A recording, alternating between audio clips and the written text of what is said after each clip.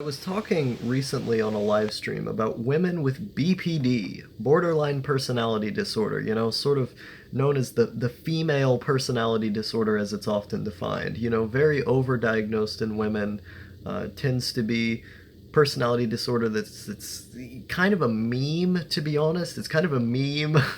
But I've seen extreme cases of it represented in real life, in real time, in my experience. I've seen it in the mental hospital even. And I've always thought these people are really, really fascinating.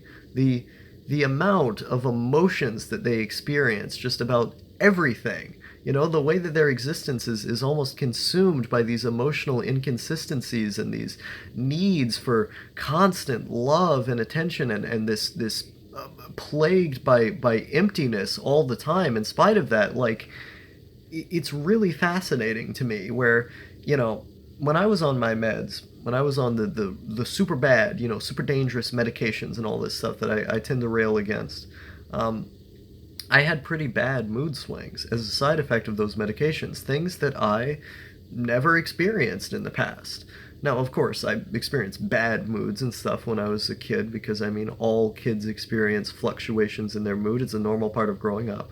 But the medicines specifically sort of engineered my brain in a way that I had not previously experienced. I was a completely different person as I took these medications.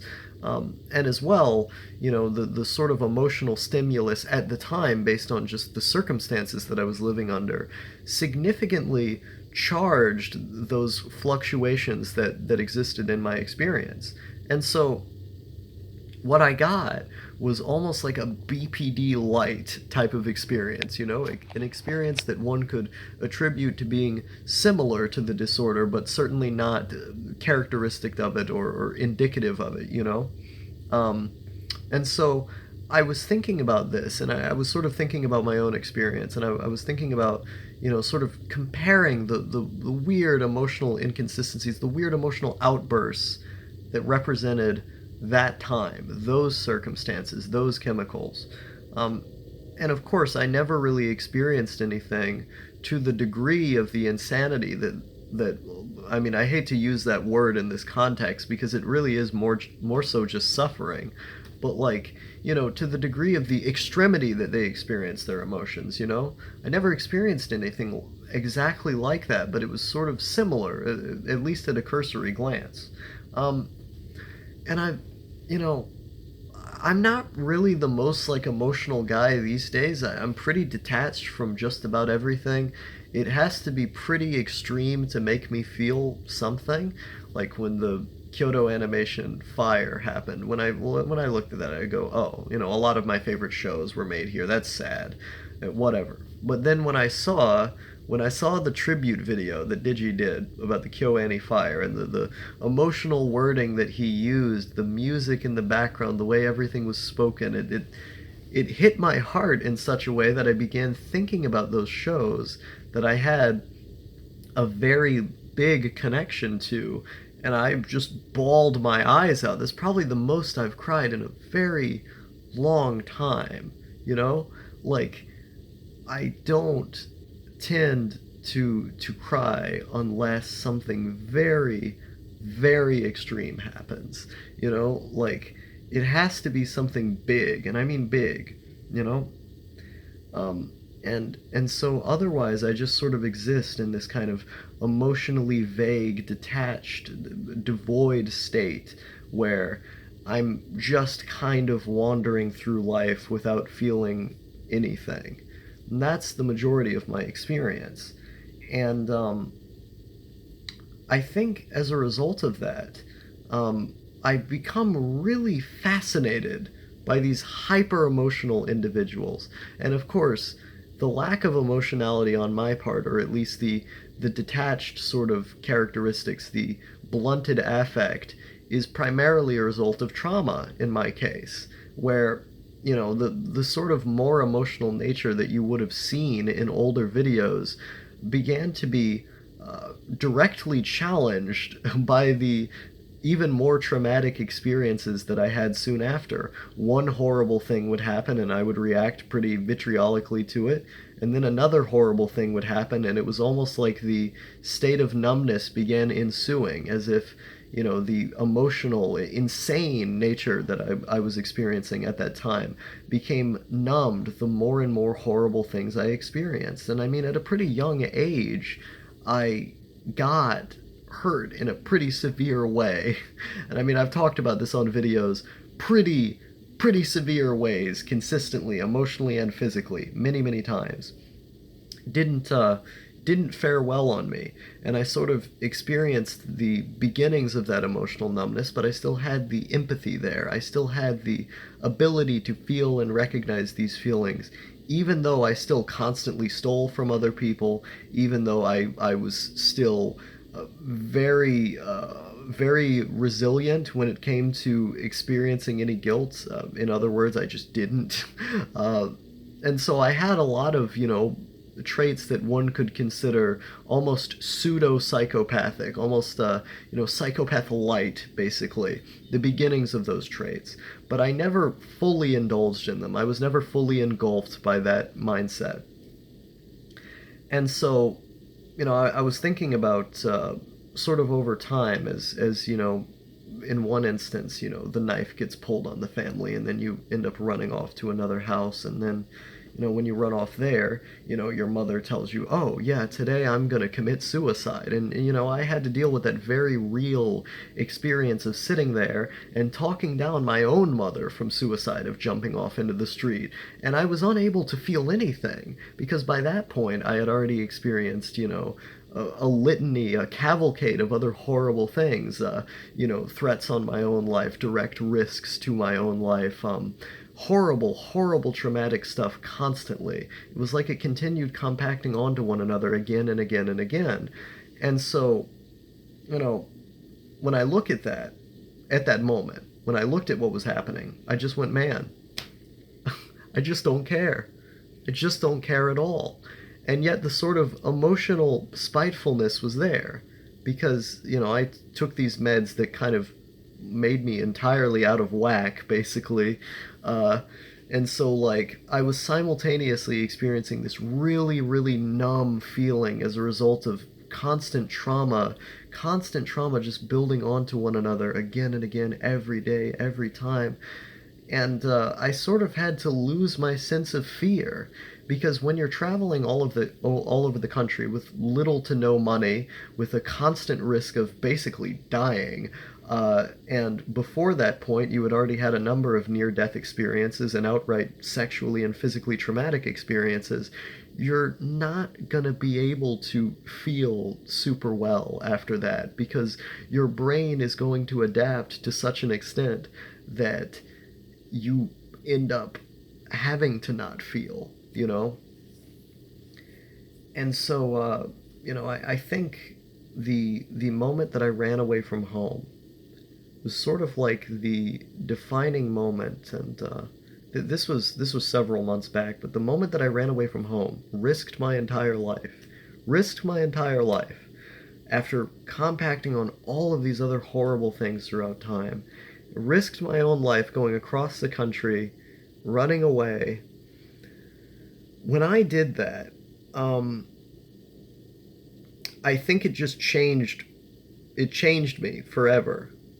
When I went into this child detention center, this child detention center had really horrible conditions, where I had to basically pretend to be asleep when I was in that detention center, not eating anything until like 3 p.m., because the other kids in there were constantly fighting one another.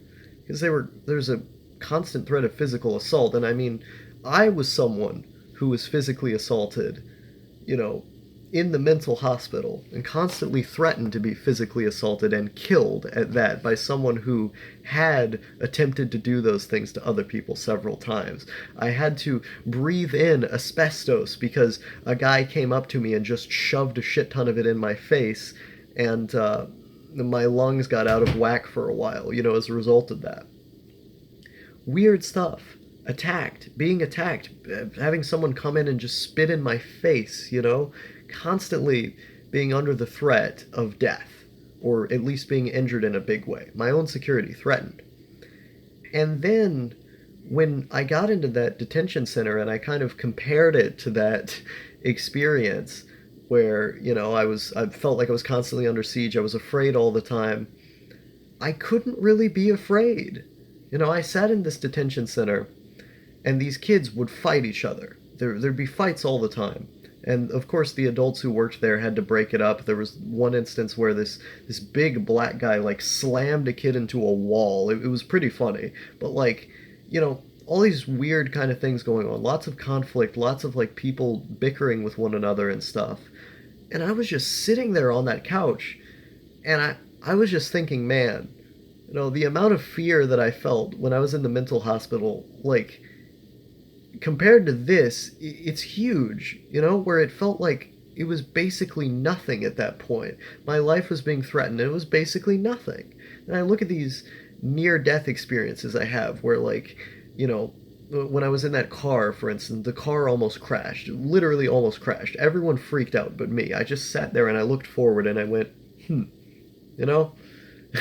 I just sat there. I just sat there and I looked forward, totally unresponsive, not disassociated either, just totally unresponsive because I didn't care.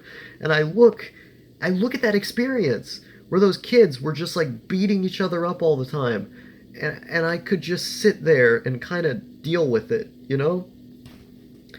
And like that experience of being in that homeless shelter just by myself, hundreds of miles away from my family, waiting to get put into a detention center for kids that are trying to kill each other, and having to go hundreds and hundreds of miles away to basically just be homeless by myself as an underage minor after these years and years of physical, emotional abuse, the lack of food, starving when I was a kid, these types of things, like, and going all over the country with my mom, becoming homeless in Las Vegas for at least a little bit of time, having to deal with the risk of death there, having to deal with her constant suicidal ideation, her screaming at me, telling me that I'm this failure of a son who's ruining her life and these types of things.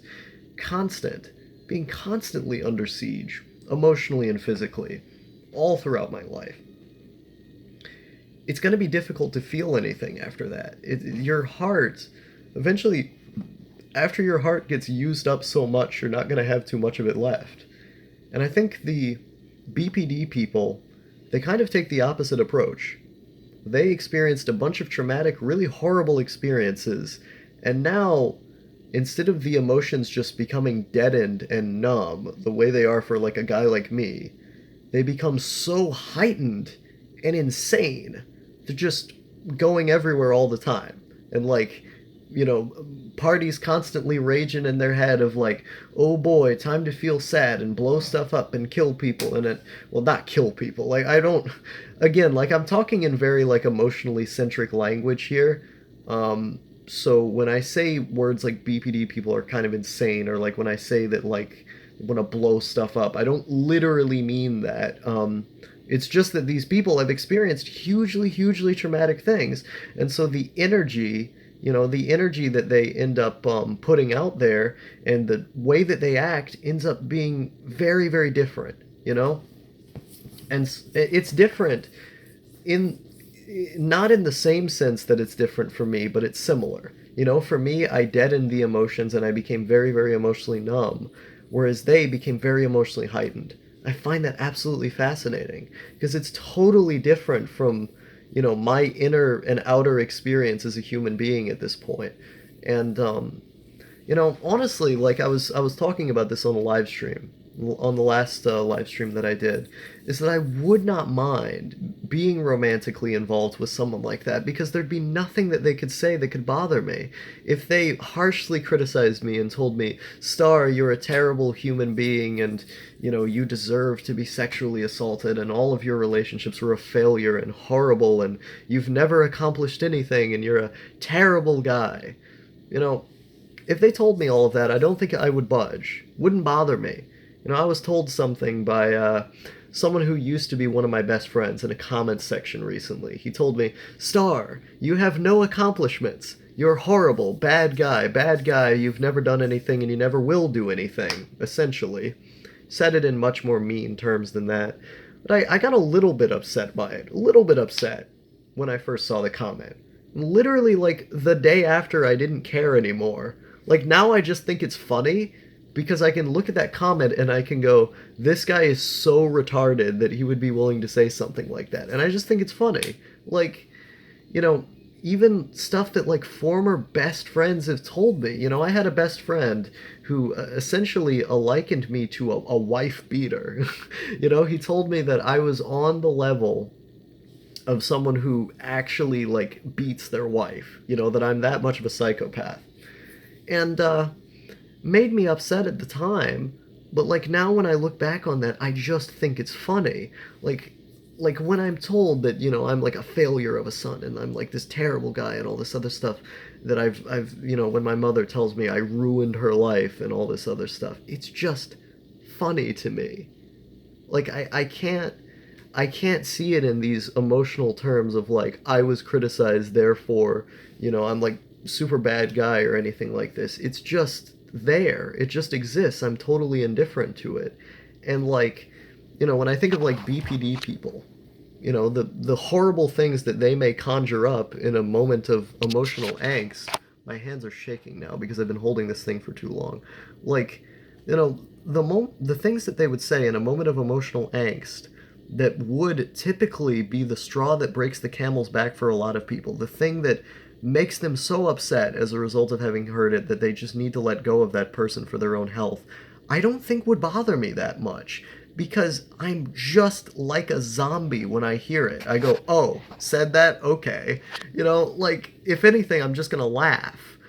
And so, you know, I think, like, a guy like me would be able to put up with something like that. And specifically like being able to like be there and be like, okay, I understand kind of what this person is going through and I can put up with it. I can put up with it enough to kind of help them out and to, you know, be a little bit of a guiding force, but also not being so like moralistic to care too much, because that's the part that I think a lot of people get wrong, is that they end up caring so much about these people that when they see them suffering and in pain and going through these insane spells of emotions, they feel so much empathy that they can't be in the relationship because now, you know, now the act of being in the relationship is just making them feel more guilt. It's just making them feel more sympathy for this person that they're with, to that point that the sympathy begins to override the love. You know, they feel more sympathy for this person than they do actual romantic love.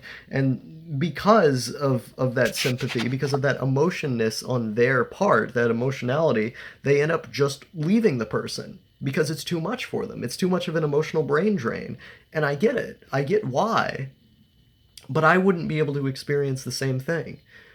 I would only be able to experience the same thing to the extent that I got bored of the person. If the person became too boring for me or didn't, you know, give me enough things that I wanted, then I would leave. But it would never be because I felt too bad for them. Because I'm incapable of feeling that way. You know, like, I wouldn't be able to sit there and just go, oh, I feel bad for this person, so I shouldn't be with them. You know, like I'm a guy who, my best friend, literally my best friend, at one point, I had his girlfriend cheat on him with me just because I thought that it was fun and exhilarating to fuck with him without him knowing it. My best friend.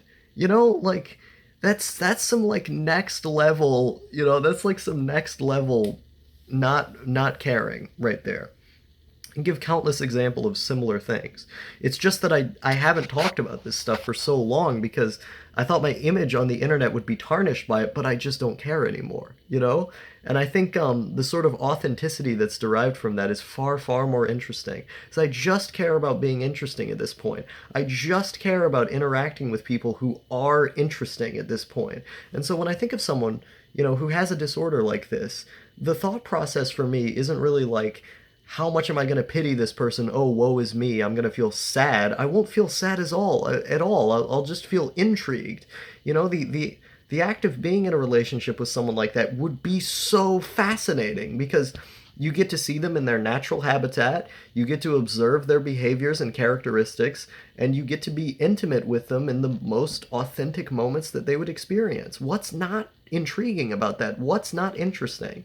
And I think, like, once you remove that level of sympathy and emotional reasoning, it becomes really, really cool, because now you're just observing an immensely flawed creature. And those are the creatures that are always going to shine the brightest because they're the most unique out there. And so because you're experiencing this shining epicenter of uniqueness, this I can't think of more synonyms to use, but like, when you're seeing this, it feels cool. All of the BPD people that I observed in the mental hospital when looking over to the girls' side, or like have interacted with in passing on the internet or IRL, they're really interesting people. And like, I think that should be what matters. I would be way down. I would be way down to talk with a person who, murdered someone with an axe, or like has some kind of sadistic love for like, just murdering people, pedophiles who love child porn and raping kids and stuff. I'd love to speak to someone like that because it's interesting. It's just interesting. I don't care. I don't care about any of the victims involved. I don't care about, feeling pity or sympathy for these people, because it doesn't matter. None of it matters. It's just interesting. And so like, you know, I think this whole idea that the BPD girl is this dangerous forbidden fruit that looks good on the surface because they're able to provide sexual favors that are different from the norm, but you should never take a bite out of that fruit because it's poisonous and has dangerous things inside, and read the warning label and all this other stuff. Like, it doesn't apply to me, because the type of adverse emotional effects that would typically affect someone of a normal status are not things that apply to me, because I'm not of a normal status. I don't know if you've noticed or not. I don't know if you spend enough time on this channel to notice, but pretty fucking bizarre. And so, I'm fascinated by it. I would really love to partake into a relationship with someone like that, just because I think it's so interesting. It's so interesting. I don't even care if I get stabbed. Whoa, what if I get hit by a bus tomorrow? Does that make any difference? No. Like, if I get stabbed by someone I'm in a relationship with, that's cool. If I survive, it's a story to tell. It's another thing to vlog about, and then I can get more ad revenue on my videos, or more interesting comments, or more people to find the videos. Like, and if I got stabbed and I died, well, okay, I was gonna die anyway. Who cares?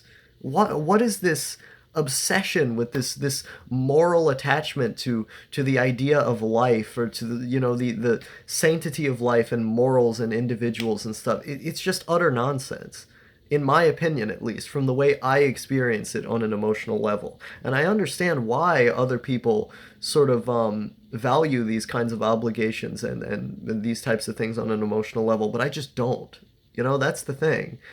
And the goal of this channel has never been to advocate for the way that I am, because the way that I am is a product of conditions. It's a product of very severe and specific experiences that have led me to feel and be this way. And so when I make videos like this, when I'm talking about stuff like this, it's just me wanting to be understood. It's me wanting to share a perspective that isn't widely held by people, but is worth listening to because it is different, because it is unique, because it allows us to understand an element of the global consciousness, of the more specific psyche that is rarely explored because people are too afraid to say it. And I don't know. BPD girls are hot.